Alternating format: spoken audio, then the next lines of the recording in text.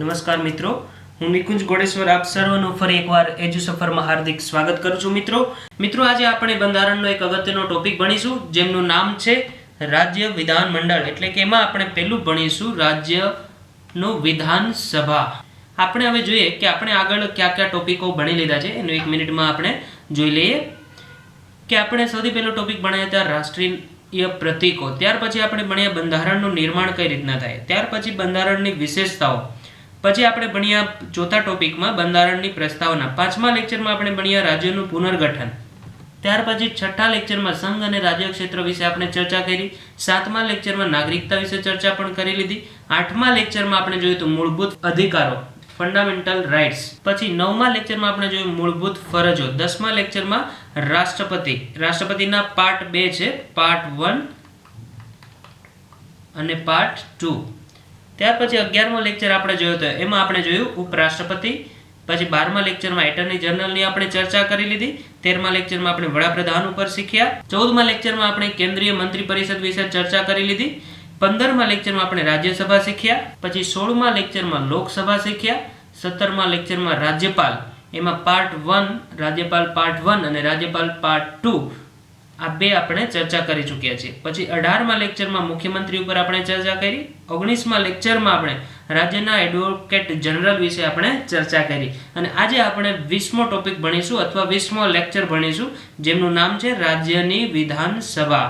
મિત્રો અહીંયાથી આપણી સ્ટેટ ગવર્મેન્ટ ચાલુ થઈ જાય છે, લોકસભા સુધી આપણે સેન્ટ્રલ ગવર્મેન્ટ અભ્યાસ કરતા હતા, હવે આપણે સ્ટેટ ગવર્મેન્ટ એમાં રાજ્યપાલ, મુખ્યમંત્રી, એડવોકેટ જનરલ અને હવે આપણે ભણીશું રાજ્યની વિધાનસભા. તો મિત્રો આજના ટોપિક ઉપર આપણે ફોકસ કરીએ કે વિધાનસભાની રચના કઈ રીતના થાય છે. તો એની રચના કરવા માટે ભારતના બંધારણમાં ભાગ 6 માં આમનો ઉલ્લેખ કરેલો છે. એની રચના કઈ રીતના થાય એમનો ઉલ્લેખ ક્યાં કરેલો છે તો કે ભાગ 6 માં અનુચ્છેદ નંબર 170 પ્રમાણે વિધાનસભાની રચના થતી હોય છે. અનુચ્છેદ નંબર 170 માં મિત્રો એવું કીધું છે કે દરેક રાજ્યની એક વિધાનસભા હોય છે જેમાં સીધી ચૂંટણીથી ચૂંટાઈને સભ્યો આવતા હોય છે અને વધુમાં વધુ 500 સભ્યો હોય અને ઓછામાં ઓછા 60 સભ્યોની વિધાનસભા બનેલી હોય. હું અહીંયા લખીને સમજાવું કે વધુમાં વધુ વિધાનસભામાં કેટલા સભ્યો હોય, વધુમાં વધુ તો કે 500 સભ્યો અને ઓછામાં ઓછા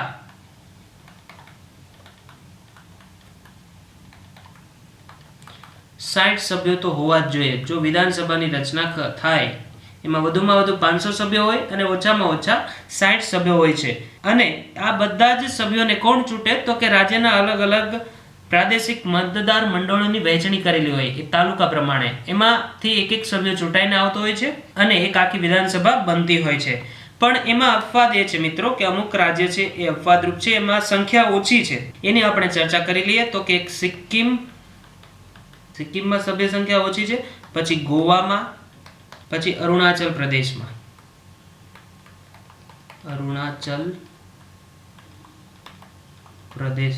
આમાં બધામાં કેટલી સભ્ય સંખ્યા છે તો કે 30 વિધાનસભ્યો છે. જો આ ખાસ યાદ રાખજો, 30 વિધાનસભ્યો. આ 3 જે રાજ્યો છે એના વિધાનસભ્યોની સંખ્યા કેટલી છે, વિધાનસભાની સભ્ય સંખ્યા 30 છે.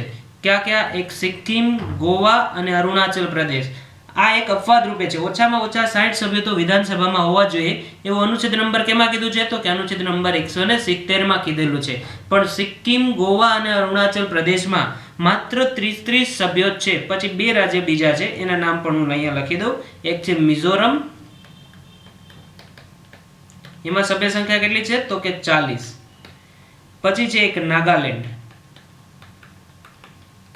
એક ભારતનું રાજ્ય છે અને એમાં સભ્ય સંખ્યા કેટલી છે વિધાનસભાના સભ્યોની તો કે 46. જો આ સ્લાઇડ ખૂબ અગત્યની છે તો કે વિધાનસભા ઉપરની ચર્ચા ભારતના બંધારણમાં ભાગ નંબર 6 માં કરવામાં આવી છે. અનુચ્છેદ નંબર 170 પ્રમાણે કોઈ પણ રાજ્યની વિધાનસભામાં વધુમાં વધુ 500 સભ્યો હોઈ શકે. કેટલા? 500 સભ્ય, અને ઓછામાં ઓછા 60 સભ્યો તો હોવા જ જોઈએ વિધાનસભામાં. પણ એમાં આ 5 રાજ્યો અપવાદ છે. સિક્કિમ, ગોવા અને અરુણાચલ પ્રદેશમાં માત્ર 30 સભ્યો છે, અને મિઝોરમમાં 40 સભ્યો છે, અને નાગાલેન્ડમાં 46 સભ્યો છે. આ અપવાદ છે. પછી આપણે જોઈએ કે રાજ્યપાલ હોય છે, જે રાજ્યના રાજ્યપાલ એ વિધાનસભામાં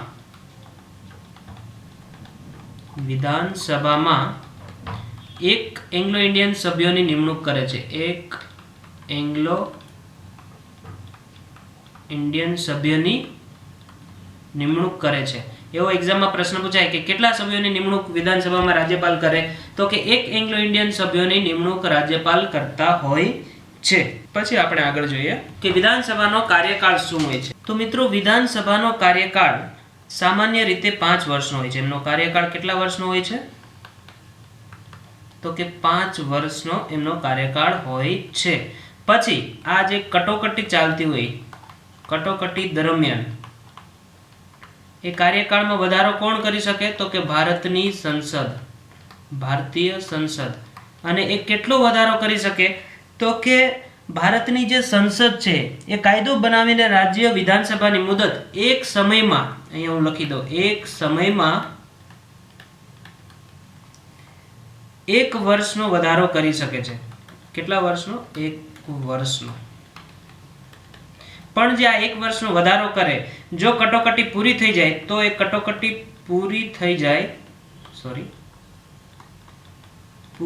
જાય પછી જે આ વધારો કર્યો હોય એ મુદત કેટલા મહિનાની લાગે? માત્ર 6 મહિના સુધી જ આ મુદત માન્ય ગણાય. પછી ફરીવાર એમને વધારો કરવો પડે. એટલે વિધાનસભાનો કાર્યકાળ કેટલો હોય છે, તો કે 5 વર્ષનો. આપણા ગુજરાતમાં વિધાનસભા છે, અત્યારે જે વિધાનસભા ચાલે છે એમનો કાર્યકાળ કેટલો હોય છે, તો કે 5 વર્ષનો. પછી 5 વર્ષ પછી ચૂંટણી થાય, અને ચૂંટણી થાય ત્યાર પછી જે એની પહેલી બેઠક થાય વિધાનસભાની, ત્યાંથી લઈને ફરી પાછા 5 વર્ષ એનો સમયગાળો ગણવાનો હોય છે. 5 વર્ષ પહેલા વિધાનસભાને રાજ્યપાલ ભંગ પણ કરી શકે છે. તો એ કઈ રીતના કરી શકે, તો કે મુખ્યમંત્રી જ્યારે એવી સલાહ આપે, મંત્રીમંડળ અને મુખ્યમંત્રી થઈને એવી સલાહ રાજ્યપાલને આપે, તો વિધાનસભાને રાજ્યપાલ ભંગ પણ કરી શકે છે. ઓકે, ત્યાર પછી આપણે જોઈએ વિધાનસભામાં જો સભ્ય બનવું હોય તો એમની લાયકાત શું હોવી જોઈએ. તો પહેલી લાયકાત મોટા ભાગે તો આ જ હોય છે કે ભારતનો નાગરિક હોવો જોઈએ. ભારતનો નાગરિક હોવા જોઈએ. ત્યાર પછી વિધાનસભામાં સભ્ય બનવું હોય તો 25 વર્ષની ઉંમર જોઈએ.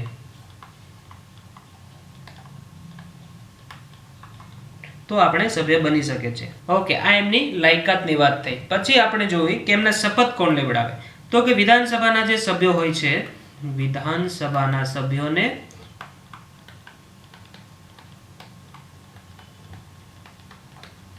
કોણ શપથ લેવડાવે, તો કે રાજ્યપાલ.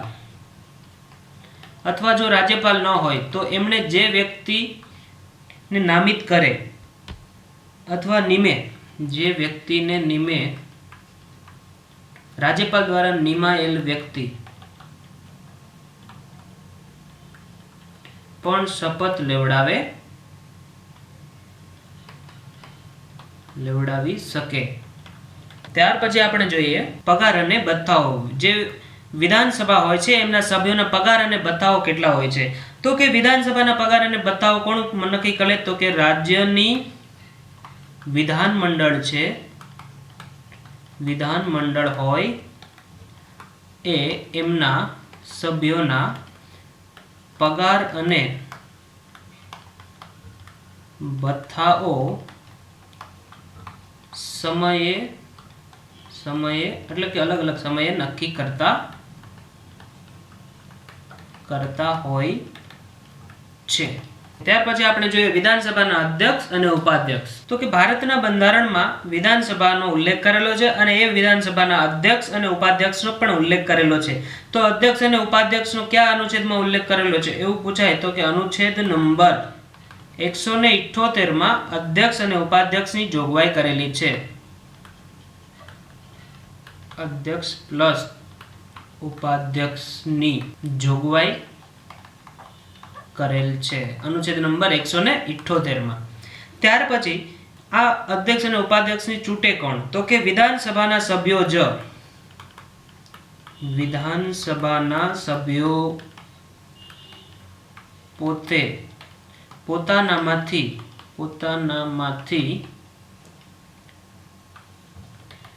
એક અધ્યક્ષ અને એક ઉપાધ્યક્ષને ચૂંટતા હોય છે.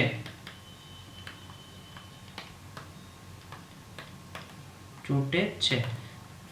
જો વિધાનસભાના અધ્યક્ષ અને ઉપાધ્યક્ષ એમને કોણ ચૂંટે? તો કે વિધાનસભાના જે સભ્યો હોય છે એ જ પોતાનામાંથી એક સભ્યને અધ્યક્ષ બનાવે અને એક સભ્યને ઉપાધ્યક્ષ બનાવે. ત્યાર પછી આપણે આગળ જોઈએ કે અધ્યક્ષ અને વિધાનસભાના અધ્યક્ષ હોય છે એમના કાર્યો શું હોય છે. તો આમના ઘણા બધા કાર્યો છે, એનું આપણે એક એક અહીંયા લખીને ચર્ચા કરતા જઈએ. તો લોકસભાના જે અધ્યક્ષ હોય છે એની જેમ જ વિધાનસભાના અધ્યક્ષ ગૃહની કાર્યવાહીનું નિયમન કરે. ગૃહની કાર્યવાહીનું નિયમન કરે. અધ્યક્ષો એ શું કરે? તો કે વિધાનસભાની જે કાર્યવાહી થતી હોય એમનું નિયમન કરે. પછી જો ફોરમ પૂરું ન થતું હોય, હમણાં હું સમજાવું ફોરમ એટલે શું. ફોરમના અભાવે ગૃહને મોકૂફ રાખે.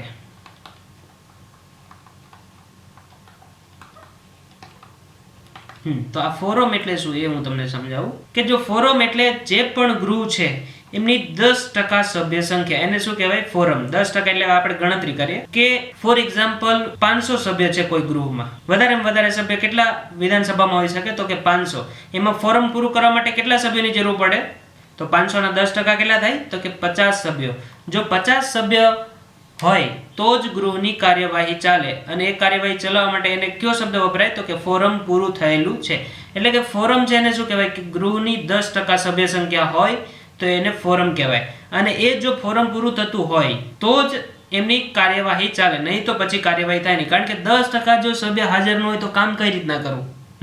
એટલે વિધાનસભામાં એવો નિયમ છે અને લોકસભામાં પણ એવો નિયમ છે કે 10% જો સભ્ય સંખ્યા હાજર હોય 10% કરતાં વધારે તો જ વિધાનસભાના કાર્યો કરવા, એટલે કે ખરડા પસાર કરવા, એમાં મતદાન કરવું, બધા જ કાર્યો ક્યારે કરવામાં આવે? તો કે એમનું ફોરમ પૂરું થતું હોય તો.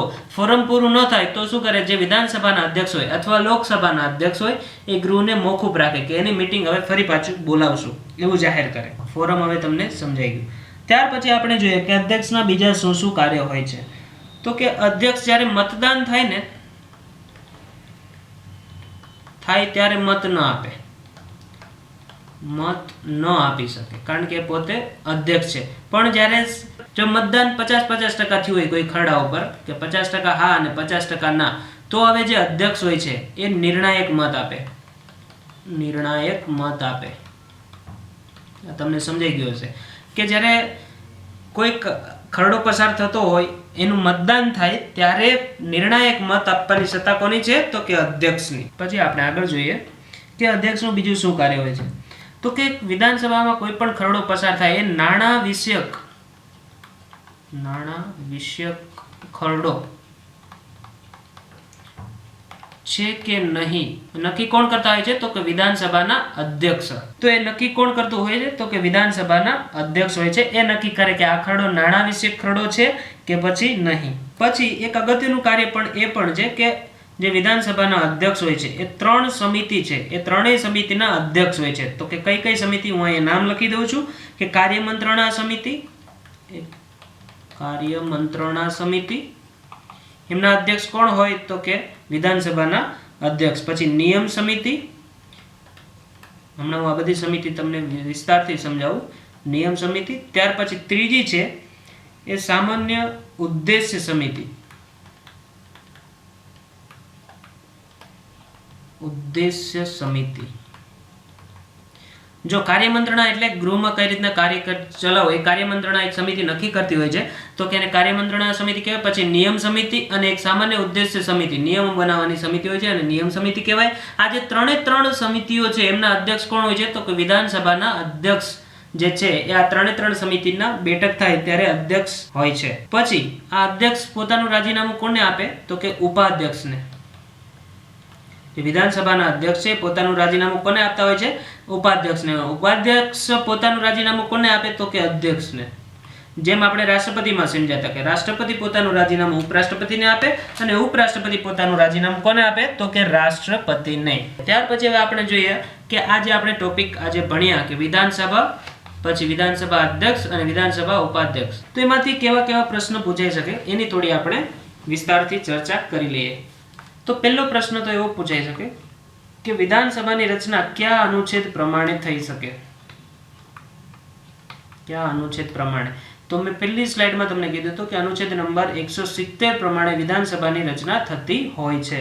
પછી બીજો પ્રશ્ન એવો પણ પૂછાઈ શકે કે વિધાનસભામાં વધુમાં વધુ કેટલા સભ્યો હોય? વધુમાં વધુ હોઈ શકે તો આપણે પહેલા ચર્ચા કરી હતી કે 500 સભ્યો વધુમાં વધુ હોઈ શકે. પછી ઓછામાં ઓછા આ જ રીતના પૂછાય, ઓછામાં ઓછા કેટલા સભ્યો હોવા જોઈએ? તો કે 60 સભ્યો તો હોવા જોઈએ. પછી એમાં 3 અપવાદ છે, એ 3 અરુણાચલ પ્રદેશ, સિક્કિમ અને ગોવા એમાં 30 સભ્યો છે, અને મિઝોરમમાં 40 સભ્ય, નાગાલેન્ડમાં 43 સભ્ય. એ અપવાદ છે, એ આપણે ચર્ચા કરી ચૂક્યા છીએ આગળ. પછી એવો પણ પ્રશ્ન પૂછાય કે રાજ્યપાલ છે એ કેટલા સભ્યોની વિધાનસભામાં નિમણૂક કરતા હોય છે? તો કે 1 સભ્યની નિમણૂક કરે, અને કેવો સભ્ય હોય? તો કે એંગ્લો ઇન્ડિયન સભ્યો,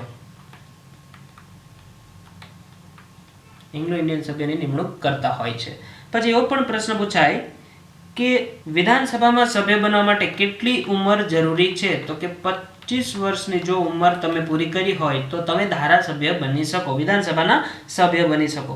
પછી એવો પણ પ્રશ્ન પૂછાય કે વિધાનસભાનો કાર્યકાળ કેટલા વર્ષનો હોઈ શકે? તો કે એનો કાર્યકાળ આપણે ચર્ચા કરી, કેટલા વર્ષ હોય? તો કે 5 વર્ષ. પણ 5 વર્ષ પહેલા રાજ્યપાલ એને બરખાસ્ત પણ કરી શકે છે, પણ જ્યાં સુધી મુખ્યમંત્રી પાસે બહુમતી હોય ત્યાં સુધી એમને કોઈ બરખાસ્ત કરી શકે નહીં. પછી એવો પણ પ્રશ્ન પૂછાય કે સૌથી વધુ બેઠકો વિધાનસભાની કયા રાજ્ય પાસે છે? તો કે ઉત્તર પ્રદેશ જે રાજ્ય છે એમની પાસે છે. એમની પાસે કેટલી બેઠકો છે? તો અહીંયા કાઉસમાં લખી દો, 403 બેઠકો. વધુમાં વધુ 500 બેઠકો હોઈ શકે, પણ ઉત્તર પ્રદેશ પાસે કેટલી છે? તો કે 403 બેઠકો એમની પાસે છે. પછી એવું પણ પૂછાઈ શકે કે વિધાનસભાને કયા ગૃહ તરીકે ઓળખવામાં આવે છે? તો કે નીચલા ગૃહ તરીકે ઓળખવામાં આવે છે, નીચલા ગૃહ તરીકે. પછી મિત્રો એવો પણ પ્રશ્ન પૂછાય કે કયા અનુચ્છેદ પ્રમાણે ઉપાધ્યક્ષ અને અધ્યક્ષની નિમણૂક થતી હોય છે? વિધાનસભાના અધ્યક્ષ પ્લસ ઉપાધ્યક્ષ આની નિમણૂક કયા અનુચ્છેદ પ્રમાણે થાય? કયા અનુચ્છેદ પ્રમાણે થતી હોય છે? આવો પ્રશ્ન પૂછાય તો એમાં કયો અનુચ્છેદ આવે? તો કે અનુચ્છેદ નંબર 178 પ્રમાણે આમની નિમણૂક થતી હોય છે. પછી અધ્યક્ષ પોતાનું રાજીનામું કોને આપે? અધ્યક્ષ પોતાનું રાજીનામું ઉપાધ્યક્ષને આપે, એ આપણે છેલ્લે ચર્ચા કરી. પછી એવો પણ પ્રશ્ન પૂછાઈ શકે કે ઉપાધ્યક્ષ છે, જે વિધાનસભાના ઉપાધ્યક્ષ છે, એ પોતાનું રાજીનામું કોને આપે? તો કે અધ્યક્ષને આપે. પછી એક અગત્યનો પ્રશ્ન એવો પણ પૂછાઈ શકે કે નાણાકીય ખરડો ક્યાં રજૂ થઈ શકે છે? તો એ વિધાનસભામાં જ રજૂ થાય, વિધાનસભામાં જ. પછી નાણાકીય ખરડો છે કે નહીં, આ નિર્ણય કોણ જાહેર કરે? તો કે વિધાનસભાના જે અધ્યક્ષ હોય છે એ જ જાહેર કરી શકે કે નાણાકીય ખરડો છે કે નહીં. ઓકે, થેન્ક યુ મિત્રો. લેક્ચર જોવા બદલ આપ સૌનો આભાર.